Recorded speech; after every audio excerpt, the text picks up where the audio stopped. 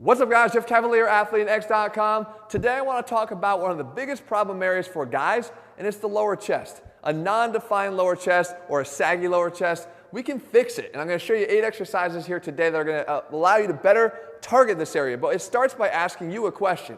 Of these two pictures right here, if you're one that's dealing with one of those issues with your lower chest, which one is it? Are you looking more like this guy over here or more like this guy over here?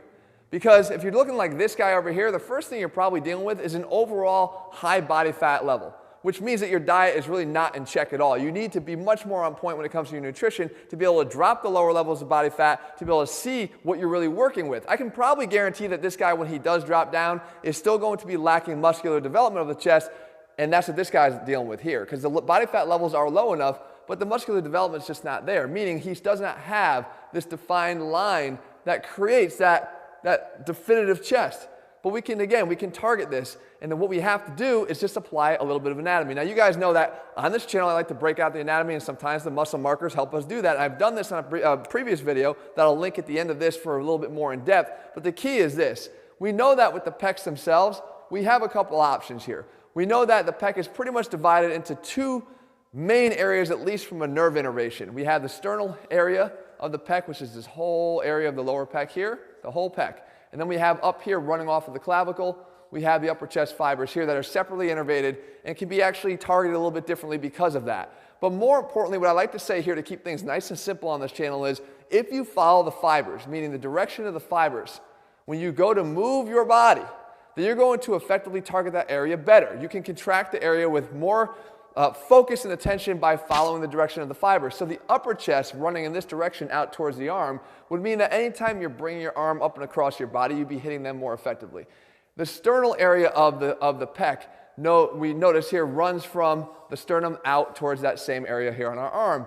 So when we do things that come across our body and adduction, we know that we can get this main beefy area of the chest a little bit more. But what people don't realize is the abdominal head, which is this very small area right here. When I contract, you can see right there, that little break of the line here and then this underneath and around. So a little hard to draw in here with this marker, but it comes up and around and again, heads towards this same area.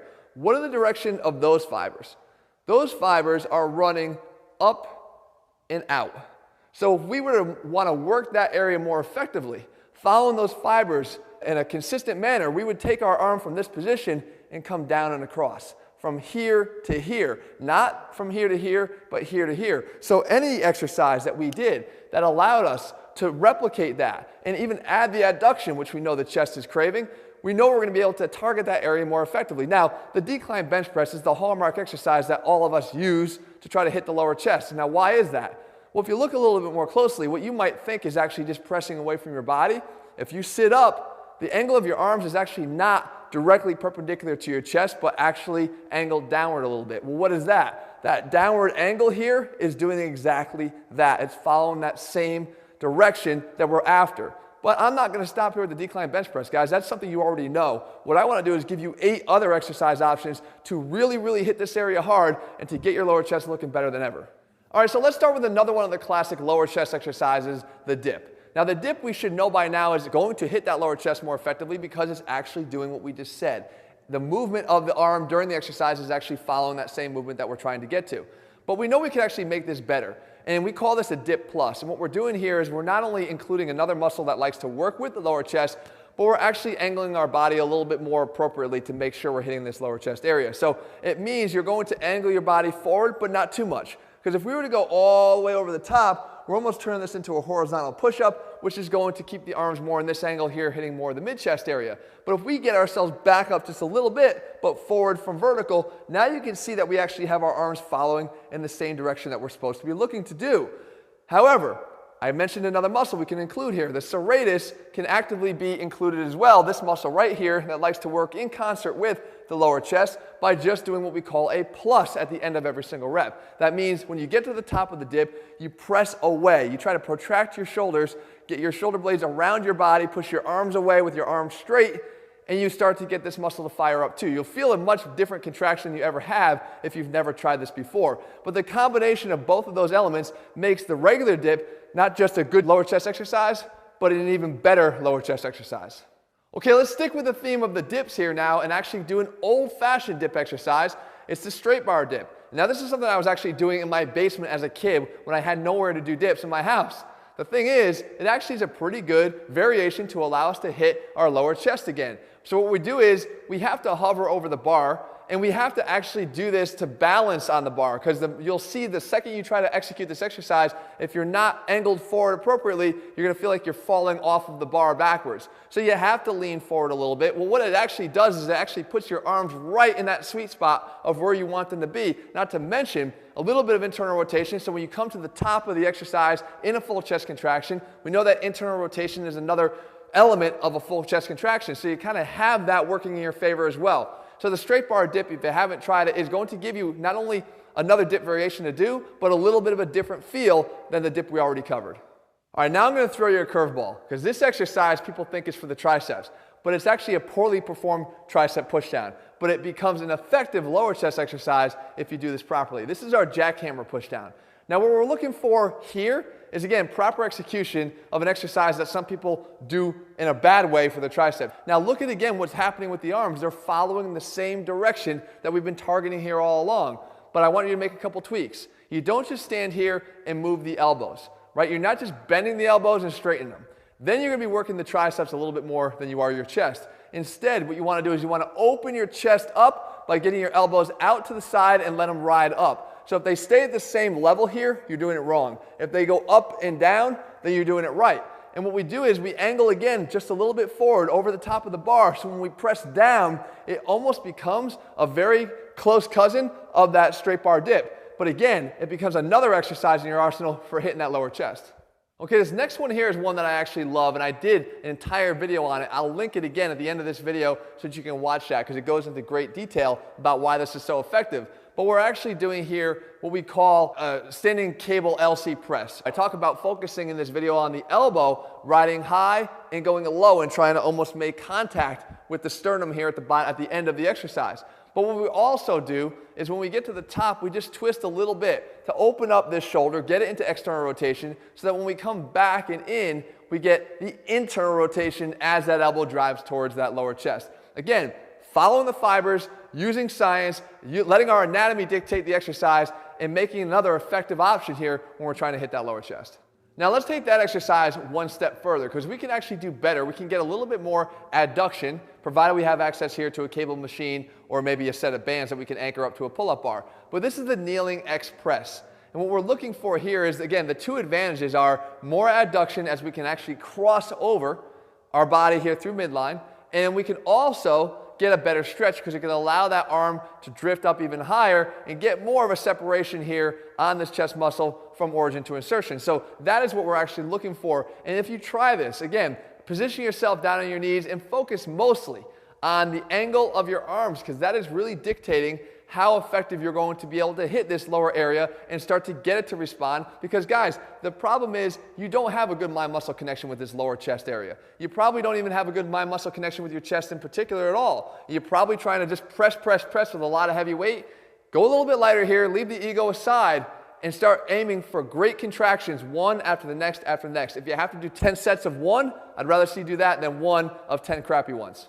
All right, this next one actually comes in handy, especially if you didn't have access to a cable machine and maybe you only have access to one band. If you can anchor that to something high like a pull-up bar and get your arm in this position here, then you can do what we call this D2 flexion pattern. This is from PNF, a classic physical therapy technique, but it actually works great when we're trying to train our chest, because it's following all the same rules that we're going for here. And that is, you start your arm up high and you're aiming for your opposite pocket. In order to get there, you have to go from this externally rotated position of your shoulder to an internal rotated position, as if you're going to take a sword out of that opposite pocket. Now again, the other benefit here is, let's say you are stuck with using a band and you're afraid that you don't have enough resistance. By increasing the moment arm and keeping your arm out straight, you can make that band feel a lot more difficult than some of the other exercises we've already done here. You take that arm all the way across, keep it nice and long, turn it in, you're getting adduction, you're getting that same downward and across angle that we're going for here, and then of course you go back nice and slow. So this is one of those home-friendly versions that are still going to let everybody here, no excuses, everybody start to work on getting a better lower chest. All right, sticking with that home theme, because I got you all covered here, I promise. We have an incline twisting push-up. So we know the incline push-up is actually going to hit that area again. Why? Because of the angle of the arm. So a little bit counter to what you might think, incline is actually going to hit more of that lower chest. But what we can do is we got to make it better, because this exercise by nature is going to be a little bit easier because you're taking away some of the force of gravity down in your body as it would be in a regular push-up. But we can make it a little bit harder with this extra twist. So what we do here is, as we get towards the top, we twist our body away, which is actually creating something we've talked about many times on this channel, and that's relative motion. We're getting relative adduction of our arm across our chest under load. We still have gravity pushing down on us. This is still creating loaded adduction as we turn into every single rep. So we're adding an extra element of contraction, where again, we have our arms at that appropriate angle, and we've given you just another exercise here now to use when you might be training at home, or even if you're at the gym and you just need another option. Last but not least, guys, we have another option here, and this one I actually debuted on Instagram. If you haven't followed us already over there, I kind of do a lot of unique stuff over there that we don't do here. It's at AthleanX over on Instagram. You want to check us out over there. Now, this is something we call a decline cable dip. Again, we're going back to that whole theme of dip, because the dip is really putting us in that position we need to be. But we set up a decline bench, and then we lay back on it and we slide forward. So now we grab the cables, and you can see that we've automatically put ourselves in that position, almost like we did with the jackhammer pushdown, where our elbows are up nice and high. And then when we press, we're almost trying to go right down along the line of our body. And again, you can see that by doing that, we're actually getting this really focused contraction here and feeling it really intensely down in that lower chest area. Now you can try to bring your hands together here if you're able to intensify that contraction a little bit more with a little bit more adduction. But the fact is, you can load up this exercise a little bit more than you can some of the other ones, and that is its main benefit over the others. But the bottom line is, it's just yet another option. You don't have to do all 8 of these, guys. You got to start mixing in some of them to start developing that better mind-muscle connection with this area, that better development of this area. And if you need to work on that diet, you need to do that too to be able to see this area better. But I promise you, you're going to see better results here once and for all. So there you have it, guys. 8 new weapons in your arsenal for getting that harder to hit lower chest area. But guys, remember, it's not all about the lower chest. If you want to get a complete physique, you got to hit everything. And we overlook nothing here with AthleanX. All of our programs make sure we guide you through step by step to give you the science, put the science back in strength, but to help you develop a complete body. Those are all available over at athleanx.com. In the meantime, if you found this video helpful, leave your comments and thumbs up below. Let me know what else I can cover for you, and I'll do my best to do that for you in the days and weeks ahead. All right, guys, see you soon.